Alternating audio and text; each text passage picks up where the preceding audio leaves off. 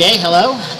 In this video, I'm going to cover the basics of using simple arrays in C++. So, in particular, we're just going to go over how you declare arrays and how you access them. So, the basics of getting elements in and out of arrays.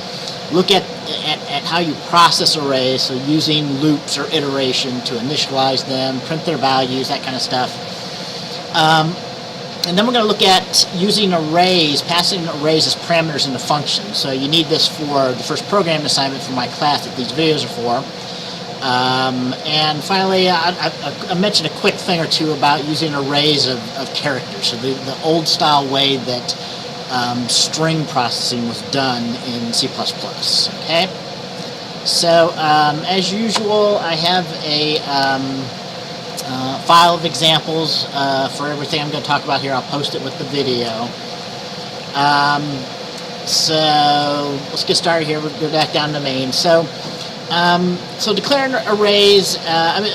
Before I begin, real quickly, if a programming language only allowed you to declare variables that could hold one single value, you would quickly. You can't build anything very complex with that. So if you wanted to write a program to calculate the average of 10 values, you'd have to declare 10 variables. My variable 1, my variable 2, 3, 4, so on and so forth, right? So, all programming languages support something like an array or a list because it's impractical just to have variables that only hold one thing, okay? So an array is just a collection of a fixed number of components, all of the same data type. So that's important. So arrays in C are homogeneous. Everything in the array is of the same type. So that's different than other high-level languages that have lists where you can have items in the list of different types. So this is the basic way that you declare an array. I've got 3 examples here. So you can declare an array of any type. So this first one is an array of doubles. Of 10 doubles. I'm going to be using this constant below here, so I encourage you not to use magic numbers like I did for my other 2 arrays here. So, the second array is just an array of integers, so we've got an array of 5 integers, and the third one is an array of the day of the week enumerated type. We used this in a previous video, so just to remind you, this is an example of a user-defined data type. So this just holds the day of the week: Sunday, Monday, Tuesday, Wednesday. Okay. So and later on we'll see that you can have arrays of other user-defined types. So next video when we talk about structures and classes, if you create a structure of like employees, you can create an array of your employees for an application for your work, or an array of students for an application for managing students in a class, that kind of thing.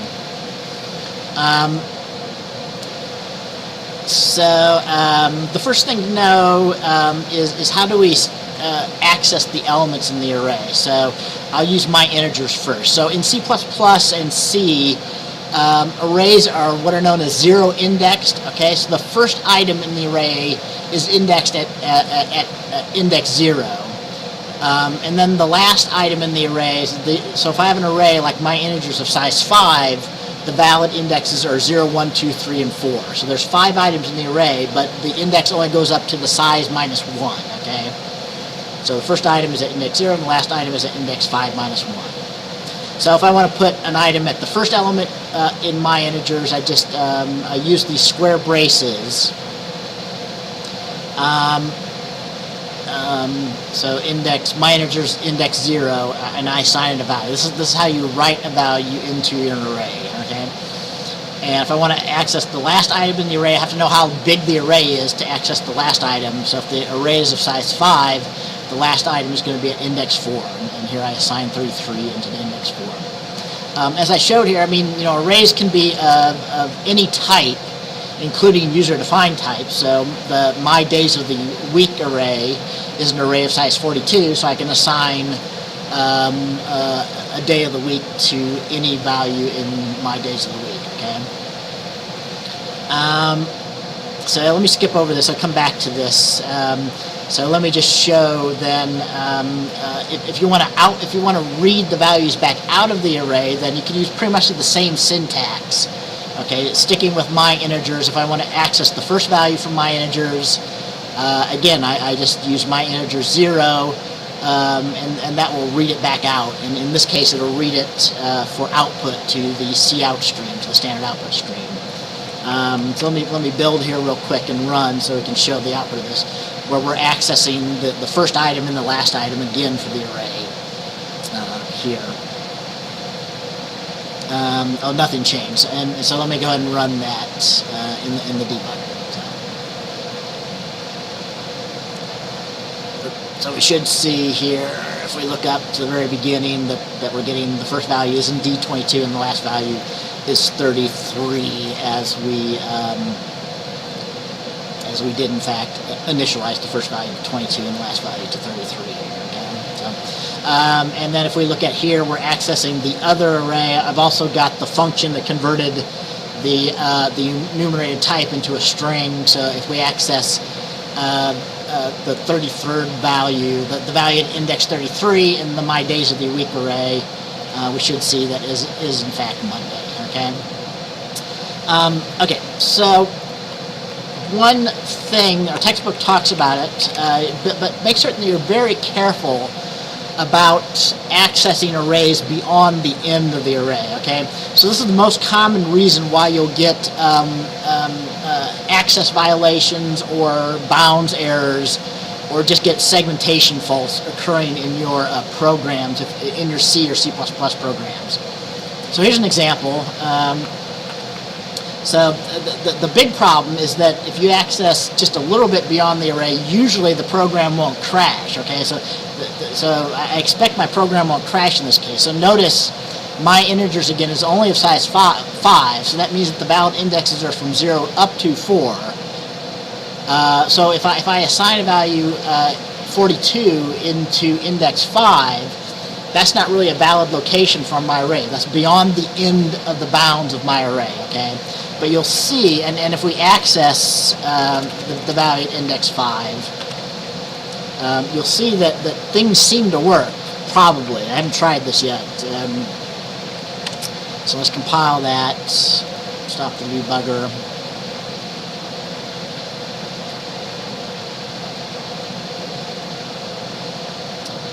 Set a breakpoint here so it stops right there, and run it.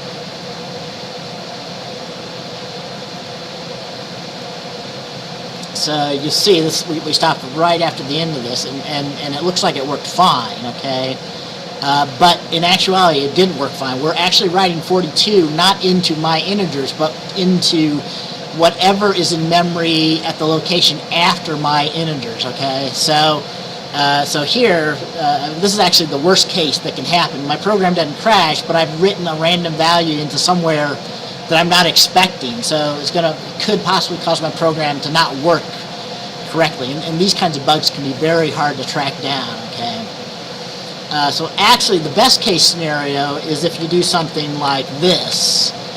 So if I write too far beyond the ends of my array, most likely what will happen is you're going to be trying to write into memory that's not owned by your program. Trying to write into memory owned by the operating system or by another process that's running. So in that case, the program will actually crash, and the message you'll get could be different, but it's normally something like a bounds violation or what's known as a segmentation violation.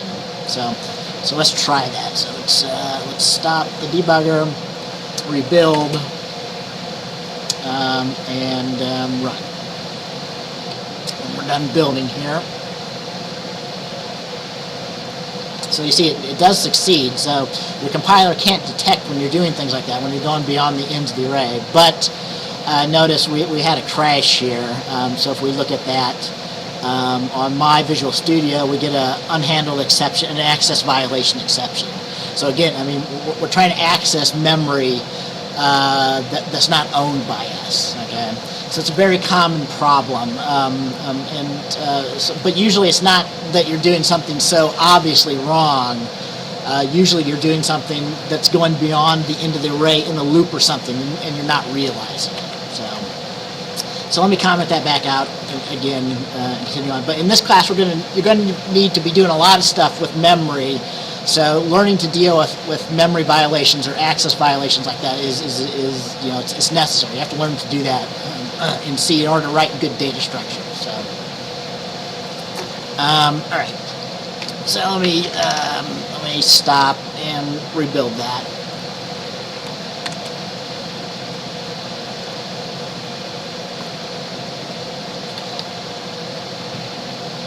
Okay, so we showed how you can read values back out in order to do output, but you can also use the same kind of syntax to directly do calculations with values in an array. So here I just access the first and last value, the first and the value index 4 of my integers again, and sum them together. So we should expect to get 55, and the result is assigned back into my sum.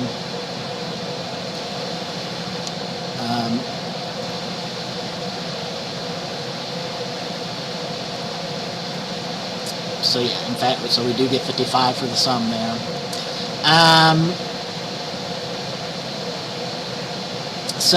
Another common problem for people in any programming language, but especially in C and C++, it's undefined to access a variable that hasn't been initialized yet. Okay, so you can do this with a regular variable, but it's especially easy to do with arrays if you don't initialize them. So here I've never initialized the value at index 1 for my integers. So let's step over that statement here. So if we access the value 1, we get, it looks like there's a value there, but this is garbage. It's just whatever happened to be in memory at that location. Since I didn't overwrite that value, initialize it, so we're getting kind of essentially a random value. So you shouldn't assume that C is going to initialize your arrays to 0 or some meaningful value. Usually it'll just be left alone, and there'll be like garbage or random values in there. So same thing, for other data types. So if I access an uninitialized value in my days of the week, the enumerated type, we'll see, well, it's unknown, so that's, it wasn't a value 0 to 6, so it gets displayed as unknown there. Okay, so that was the basics of how you create an array and how you access the values to read and write to a particular value in an array. So, but normally when we process arrays, we want to process all the values in the array. So normally in C or C++, we have to iterate over the values of the array. So the normal way is we're going to write loops, and normally we do what are known as indexed controlled loops. Okay, so you'll see for all these examples, and these are pretty much directly from the textbook. We just use a for loop where we use a index variable, and instead of using I like to use actually the full name again to make my code more readable. So you know that the intention of this variable is it's the index into the array. So we start off our index at 0 because arrays are 0 indexed in C++. And we go up, notice this is important, we go up to index being less than my doubles inside, my double size. So I'm gonna iterate over my doubles here. Where this was a defined constant, it's currently set to 10. So that my doubles has 10 values in it. So when you write your loops like this,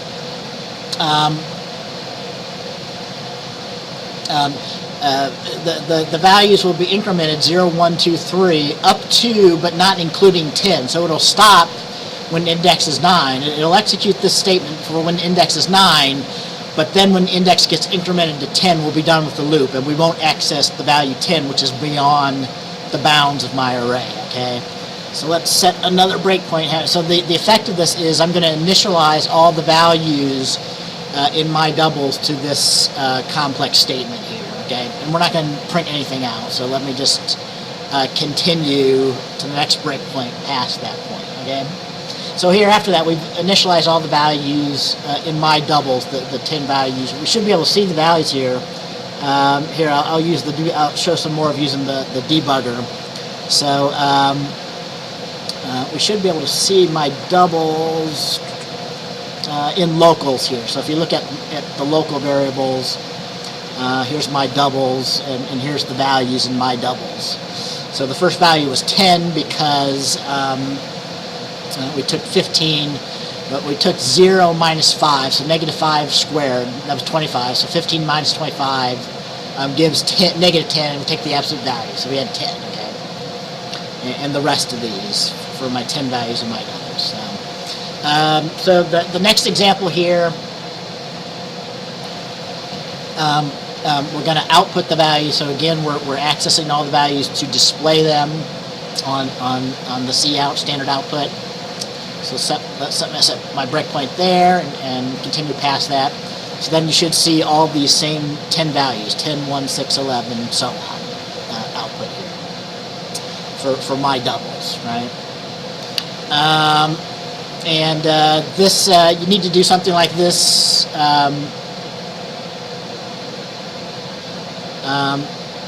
in the first programming assignment I gave you. So here, something similar to this. So if I want to calculate the sum, if I want to get the sum, so our textbook shows just simply summing up the values in an array. Here I'm doing something slightly more complex. I'm going to sum up the squares of all the values in the array. So here we're going to create a temporary variable called the sum of squares. Initially we'll set it at 0, but then every value inside of our loop we square it and we run that to we add that to our running sum, and at the end I'll display the total after we sum up the squares of these values here, okay? So that was our calculation. The sum of the squares of these 10 values should be 1033 if you check it by hand.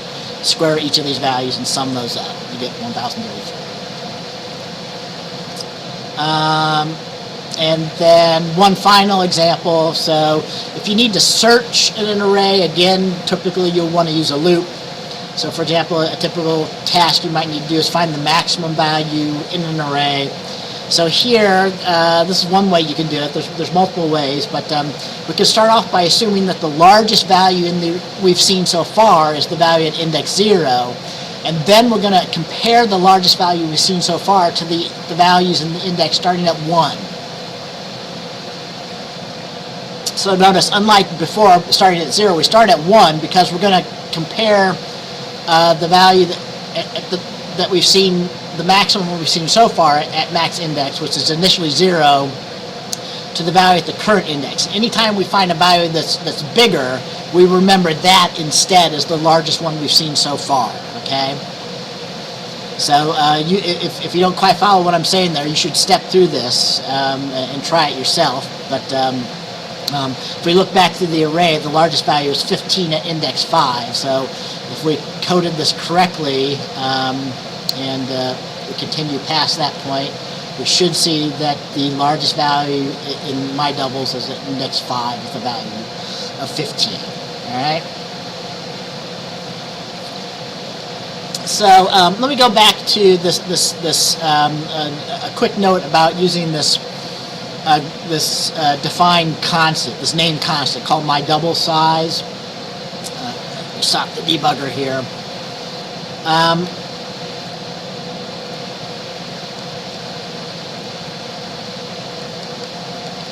So I showed here we created a named constant for the size of the my doubles array. Okay, so if you didn't do this, if you use magic number 10 all over the code, but if I decided then, my doubles needs to be of size 20 instead of size 10, well, you would have had to have gone through your code, find all occurrences of 10 and change it to 20.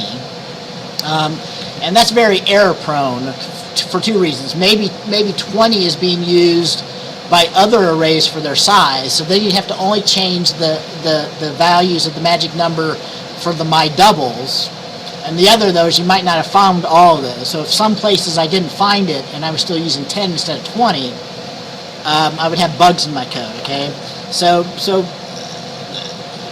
creating constants instead of using magic numbers like this is you should do this, or I'm going to take points off in your programming assignments. This serves two purposes. It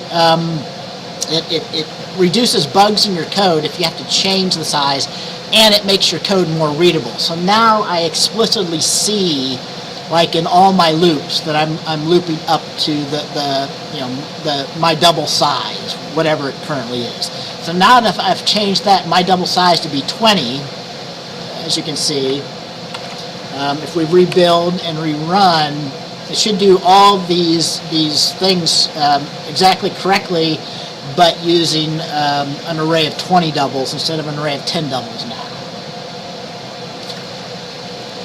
So let's run that down to that point here. So notice that my doubles now has 20 values in it. The sum of the squares is bigger now. I stopped a little bit too soon. I meant to stop. Let's continue on here. I missed a break point.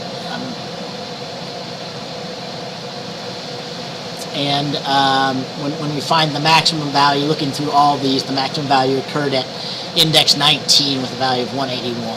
So, all right. So the point of that is the motto of that is don't use magic numbers. Use named constants. They might be global or they could be inside of the function, like I just did there. But always use named constants like that, like my double size, instead of magic numbers. And then finally, for processing, one quick note. This is a relatively recent addition to the C++ standard. There's a new way that you can iterate through the items in an array. So this is what's known as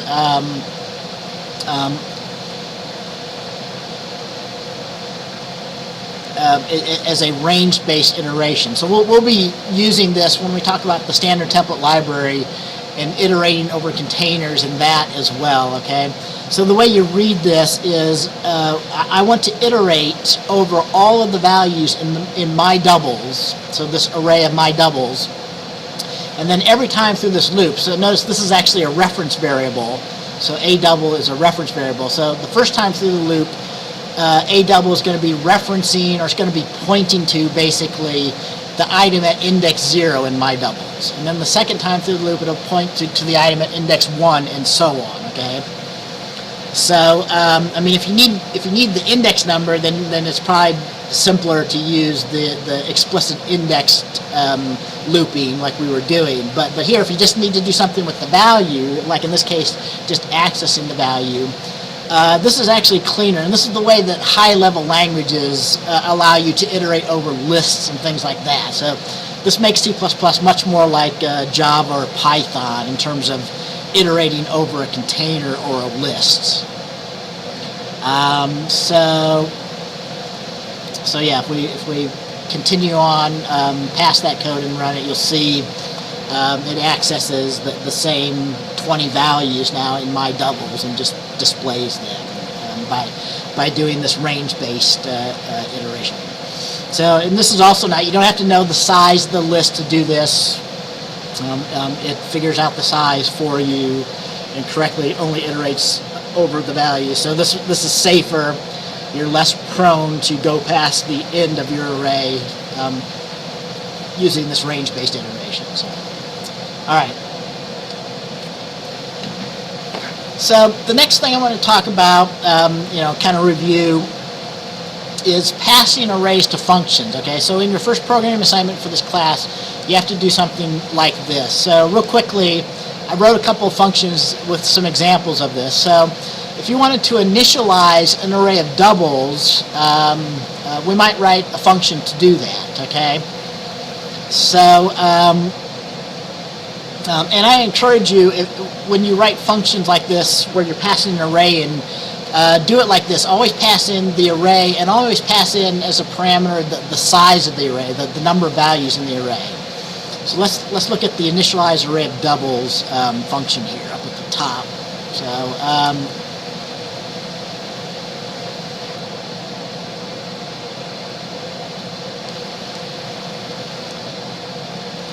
whole thing in here. So there it is.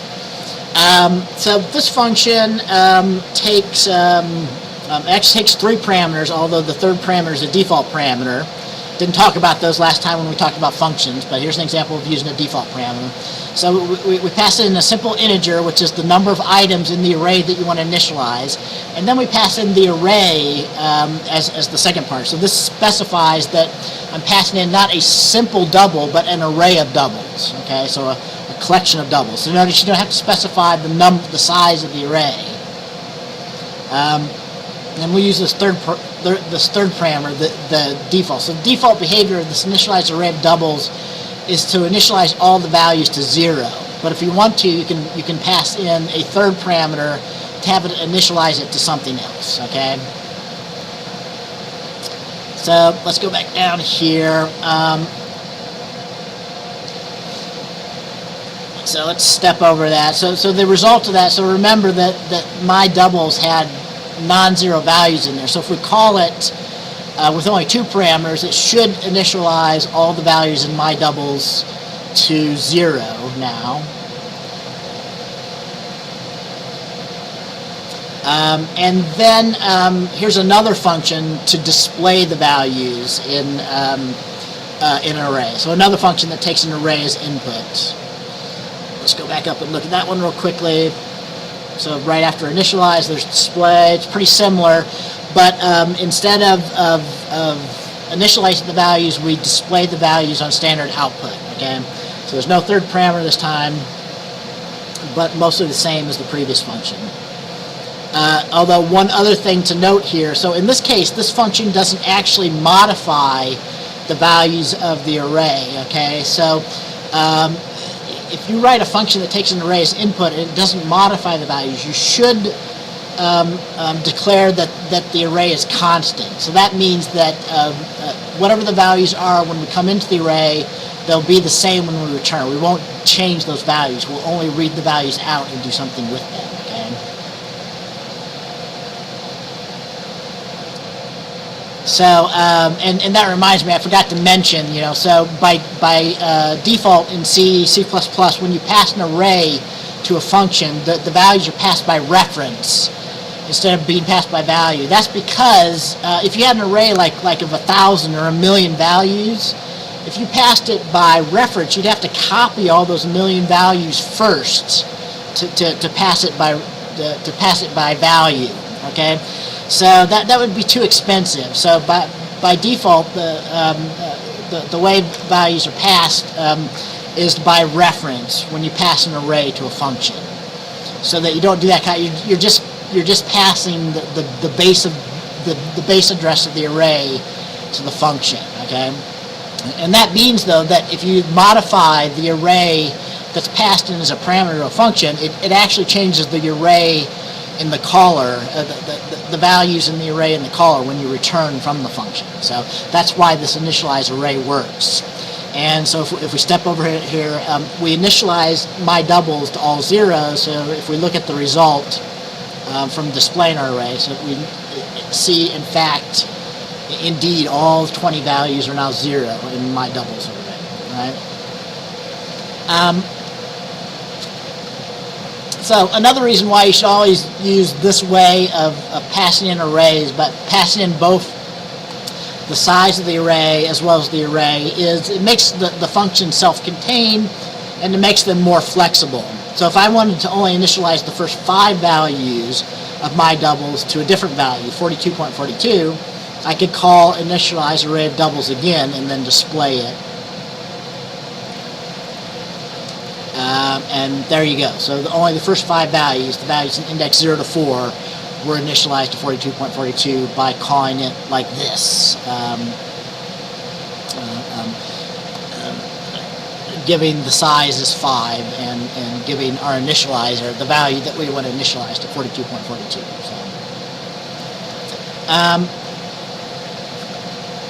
Okay, so there's some other things in the malloc textbook I'm not going to talk about today, but you should definitely, of course, read over those. So we might use 2-dimensional arrays in this class. If we do, I'll go back and talk a little bit about those. You ought to understand what are meant by parallel arrays in this class. But one other thing I just want to mention then real quickly as a final thing,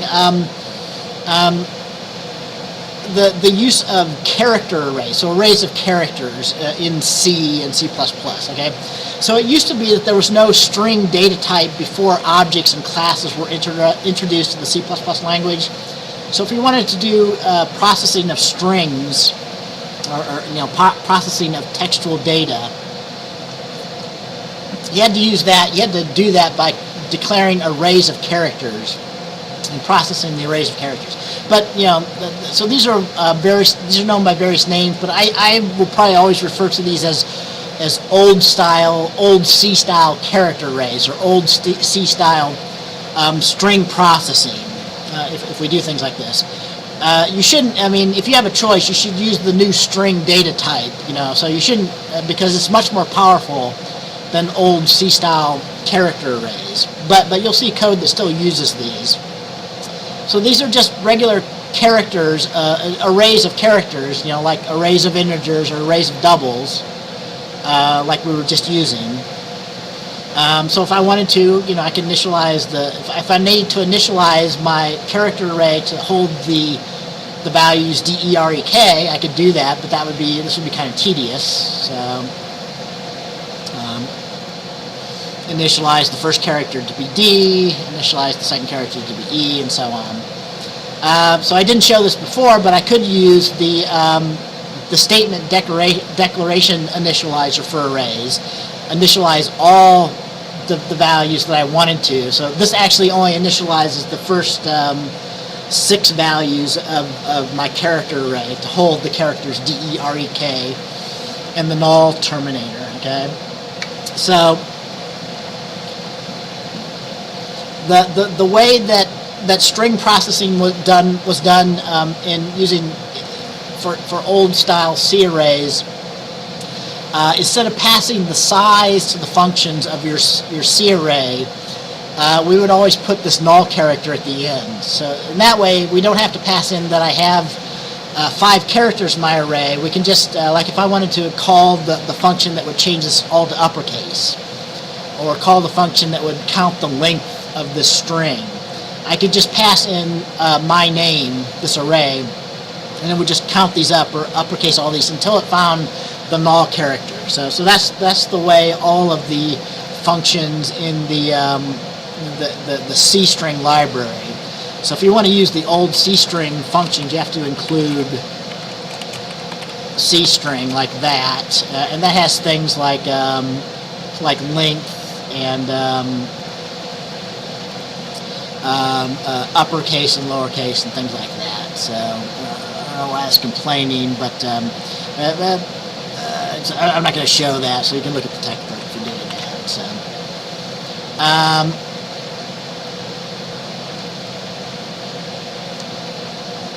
So then real quickly though, so the other thing though is you can't do this with regular arrays, but another way you can initialize an old style C string is like this, using the double quoted string constant.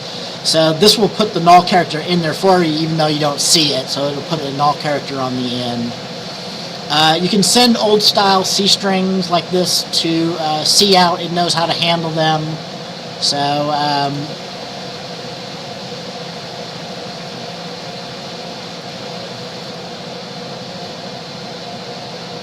So if we look at that, step over that, you'll see that, hello, my name is Derek Harder. So, but again, these are much less powerful than the new string class. So you can't do things like, for example, concatenate strings together. You have to use the string cat function to concatenate one string onto the end of another string and that kind of thing. Okay, so I've gone already longer than I wanted to. So just to summarize, so in this video we looked at real quickly the basics of declaring and processing simple one-dimensional arrays in C and C++. We looked at a couple of examples of passing arrays as functions to parameters. You ought to be comfortable doing this. We're going to be using that ability a bit in this class for various things. And then we looked at old-style C character arrays for doing string processing. Okay, so that's the end of this video. I hope that was useful, and I will see you in the next video.